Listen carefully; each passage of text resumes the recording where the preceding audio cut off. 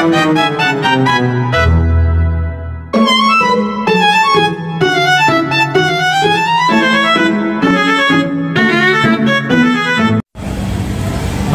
seringkali menghadapi tekanan untuk menyelesaikan tugas ataupun laporan praktikum ataupun skripsi dengan cepat dan memenuhi standar akademik.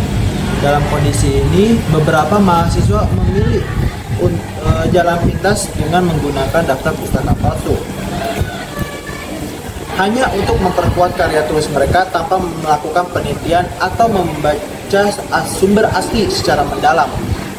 Penggunaan daftar pustaka palsu ini termasuk dalam kategori plagiarisme dan pelanggaran etika akademik yang serius. Fenomena ini tidak hanya merugikan integritas akademik mahasiswa itu sendiri, tetapi juga merusak reputasi institusi pendidikan.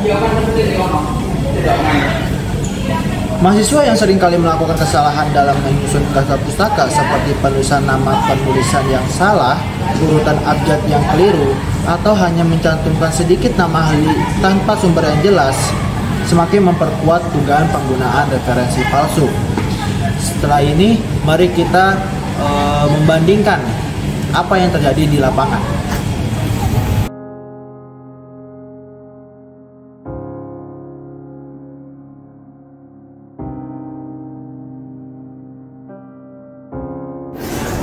Untuk kakak sendiri, apakah kakak pernah kayak mendapati praktikan yang menggunakan daftar pustaka yang bodong?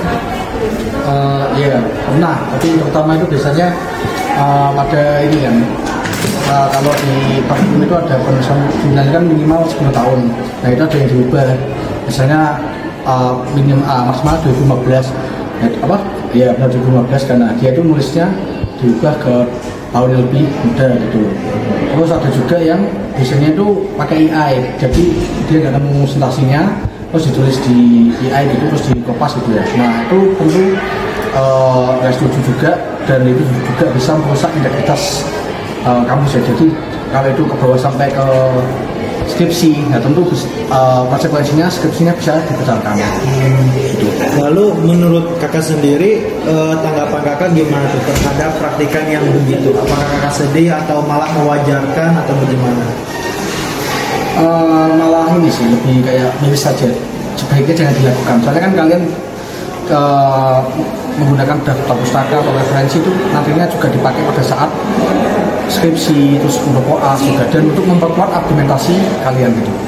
Oke, terima kasih kak. Yuk sama-sama. Haris sendiri, apakah pernah menggunakan daftar pustaka bodong? Jujur saya pernah, karena posisi saya udah mepet deadline kan, dan itu tugasnya emang bener-bener susah banget. Saya ingat itu pada remedial unpaid kayaknya, karena hewannya susah kan. Di situ ada jerapah atau apa itu, akhirnya saya gunakan jurnal bodong. Apakah Haris sendiri kayak pernah merasa bersalah atau gimana? Jujur sebenarnya saya masih bersalah, tapi karena waktunya udah mepet dan emang benar-benar saya udah mentok kayak gitu, jadi saya sebisa mungkin mengerjakan sebisa saya walaupun jurnal saya bodong. Oke, terima kasih Haris. Terima kasih. Dapat disimpulkan bahwa penggunaan daftar pustaka palsu itu terdapat beberapa faktor.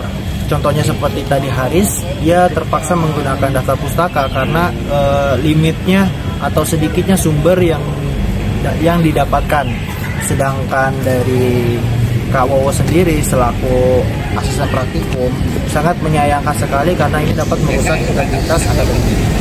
Sekian dari kelompok kami, apabila ada kesalahan, kami tutup.